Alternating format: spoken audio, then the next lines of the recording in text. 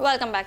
Bulletin के आगाज में सबसे पहले आपको खबर दें, पाकिस्तान और बहरीन ने तिजारत $1 अरब तक ले जाने और वीज़ा शराइत में नरमी लाने पर इत्तेफाक किया है। मनामा में वज़ीर आज़म मियां मोहम्मद शहबाज शरीफ और बहरीन के वली-ए-अहद शहजादा सलमान बिन अब्दुल खलीफा के दरमियान मुलाकात हुई, जिसमें इक़्तिसादी ताउन और दो तरफ़ा ताल्लुकात मजबूत बनाने पर मुफस्सिल गुफ्तगू हुई। वज़ीर आज़म मियां मोहम्मद शहबाज शरीफ को कसरुल कज़ीबिया पहुँचने पर गार्ड ऑफ ऑनर दिया गया। मुलाकात में दो तरफ़ा तिजारत, सरमायाकारी, बंदरगाही ताउन, GCC फ्री ट्रेड एग्रीमेंट और वीज़ा पॉलिसी में नरमी जैसे अहम निकात ज़ेर बहस आए।